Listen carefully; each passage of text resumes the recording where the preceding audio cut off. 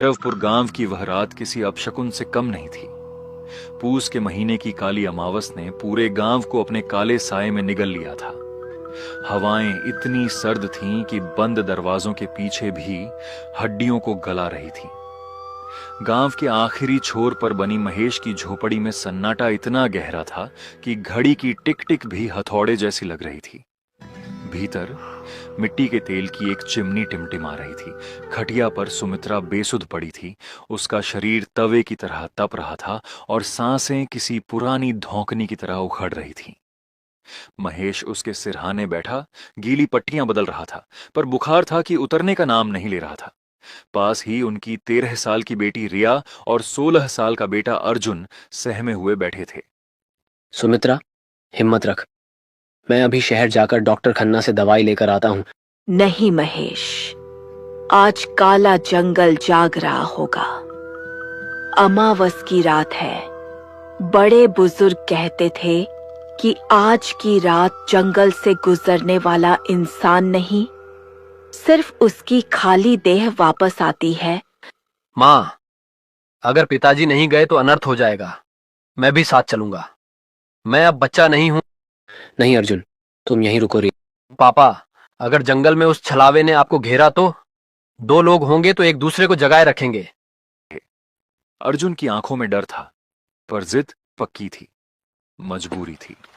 बाप और बेटे ने पुराने मफलर लपेटे और बाहर की जानलेवा ठंड में कदम रख दिया। काला जंगल गांव और शहर के बीच 3 कोस की एक ऐसी भयानक खाई थी जिसे दिन में भी लोग पार करने से कतराते थे। जैसे ही उन्होंने जंगल में पहला कदम रखा, तापमान और गिर गया। सन्नाटा ऐसा था कि सूखी पत्तियों के चरमराने की आवाज भी किसी धमाके जैसी लग रही थी। अचानक हवा के झोंकों के बीच एक आवाज आई, पिताजी, रुकिए, मुझे डर लग रहा है। महेश के कदम ठिठक गए। यह रिया की आवाज थी।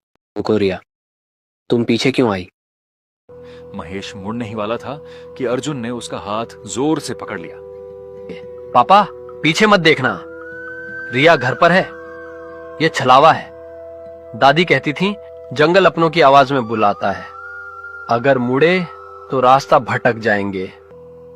महेश का पसीना छूट गया। आवाज अब और पास आ गई, बिल्कुल कान के पास फुसफुसाहट।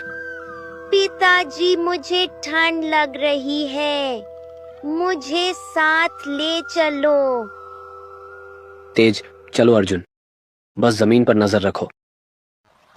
करीब 1 घंटे के भयानक सफर के बाद घने कोहरे के बीच उन्हें एक पीली मध्यम रोशनी दिखाई दी। पास जाने पर देखा कि एक पुरानी और जर्जर चाय की टपरी थी। इस वीराने में टपरी, यह नामुमकिन था। वहां एक बूढ़ा आदमी खामोशी से केतली में चाय खौला रहा था। उसके पास बेंच पर 2 लोग बैठे थे जिनके चेहरे अंधेरे में थे। इतनी रात को मुसाफिर, रास्ता भटक गए या मौत को ढूंढ रहे हो? बूढ़े चाय वाले की आवाज में एक अजीब खनक थी। रास्ता नहीं भटके बाबा, शहर जा रहे हैं। पत्नी की जान खतरे में है जी। अमावस की रात, बीमारी का बहाना और मौत का सफर। एक कप चाय पियोगे? ये खून, मेरा मतलब शरीर गर्म कर देगी। अर्जुन ने देखा कि वहां बैठे 2 ग्राहकों के पैरों की तरफ जमीन पर कोई परछाई नहीं थी। उसका दिल जोर से धड़का।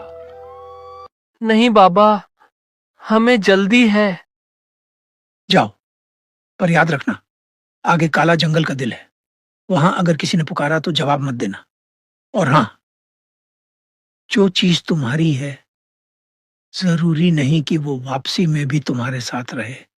बूढ़े ने रहस्यमयी चेतावनी दी। महेश और अर्जुन वहां से लगभग भागते हुए निकले। रास्ता अजीब होता जा रहा था। ऐसा लग रहा था कि वे एक ही जगह गोल गोल घूम रहे हैं।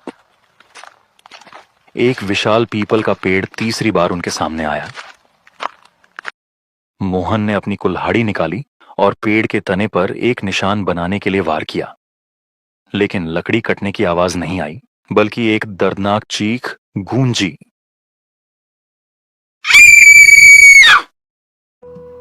जैसे किसी इंसान के शरीर पर वार किया गया हो। दरार से लाल रंग का गाढ़ा तरल रिसने लगा। दोनों के रोंगटे खड़े हो गए। वे बिना एक पल गंवाए वहां से भाग खड़े हुए। जंगल खत्म हुआ और शहर की बिजली के खंभों ने उन्हें थोड़ी राहत दी। पूरा बाजार बंद था। बस जीवन मेडिकल स्टोर का शटर आधा खुला था। दुकानदार ने उन्हें भूत देखने जैसी नजरों से देखा। तुम लोग काला जंगल के रास्ते से आए हो? आज अमावस को पत्नी बहुत बीमार है। रास्ते में एक चाय की टपरी मिली थी, वहां थोड़ा रुके थे। बकवास कर रहे हो? उस रास्ते पर 20 साल पहले एक टपरी हुआ करती थी। एक रात डकैतों ने उसे आग लगा दी थी। सब जलकर मर गए थे। वहां अब सिर्फ राख का ढेर है। महेश और अर्जुन के पैरों तले जमीन खिसक गई।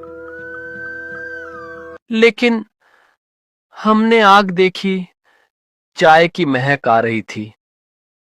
तुमने इंसानों को नहीं, भटकती रूहों को देखा है। खुशकिस्मत हो जो जिंदा आ गए। पर एक बात याद रखना, जंगल अपना टैक्स वसूलता है। वापसी में रुकना मत, चाहे जो हो जाए। वापसी का सफर और भी भयानक था। महेश की जेब में दवाई थी जो सुमित्रा की जिंदगी थी, लेकिन दिल में एक अनजाना खौफ बैठ गया था। जंगल में घुसते ही इस बार कोहरा खून के रंग जैसा लाल लगने लगा। तभी वही रोशनी फिर दिखी, वही टपरी। लेकिन इस बार नजारा अलग था। जो लोग वहां चुपचाप बैठे थे अब वो खड़े थे और उनकी गर्दनें अजीब कोण पर मुड़ी हुई थी। दवाई तो मिल गई मुसाफिर, पर कीमत कौन चुकाएगा? मुझे तुम्हारे बेटे की जवानी चाहिए। अचानक अर्जुन के पैर जम गए। उसे लगा जैसे जमीन के नीचे से सैकड़ों हाथों ने उसे जकड़ लिया है। पापा, मैं हिल नहीं पा रहा हूं। महेश ने देखा कि टपरी की तरफ से काला धुआं उनकी ओर बढ़ रहा था। उसने पूरी ताकत से अर्जुन को खींचा और पागलों की तरह दौड़ा। पीछे से हंसने और चीखने की डरावनी आवाजें आ रही थीं। वे तब तक दौड़ते रहे जब तक जंगल खत्म नहीं हो गया। घर के दरवाजे पर पहुंचकर दोनों बदहवास होकर गिर पड़े। सुमित्रा और रिया जाग रही थीं। दरवाजा खुलते ही वे लिपट गए। दवाई ले आए? तुम ठीक तो हो? हाँ, बस एक बुरा सपना था सुमित्रा। जान बच गई थी। सुमित्रा ने दवाई खाई और बुखार उतरने लगा। माहौल थोड़ा शांत हुआ। तभी रिया की नजर दीवार पर पड़ी और वो चीख पड़ी। पापा, आपकी परछाई कहाँ है? कमरे में सन्नाटा छा गया।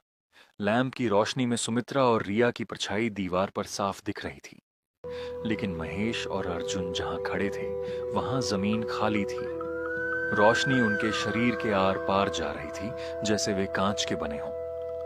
महेश ने अपने हाथ देखे, वे असली लग रहे थे। लेकिन परछाई का न होना इस बात का सबूत था कि काला जंगल ने अपना हिस्सा ले लिया था। दुकानदार की बात सच निकली थी, लेकिन कहानी यहां खत्म नहीं हुई। अभी वे इस सदमे से उभरे भी नहीं थे कि दरवाजे पर फिर से जोरदार दस्तक हुई। बाहर से एक जानी पहचानी आवाज आई, बिल्कुल महेश जैसी, पर उसमें एक अजीब सी गूंज थी। सुमित्रा, दरवाजा खोलो। मैं और अर्जुन दवाई लेकर आ गए हैं। बहुत ठंड है बाहर। कमरे के अंदर मौजूद छायाहीन महेश और अर्जुन का खून जम गया। उन्होंने एक दूसरे को देखा। अगर असली महेश और अर्जुन अंदर हैं, तो बाहर दवाई लेकर कौन आया है? या फिर जो अंदर आए हैं, क्या वे सच में इंसान हैं? भैरवपुर की उस रात अमावस कभी खत्म नहीं हुई।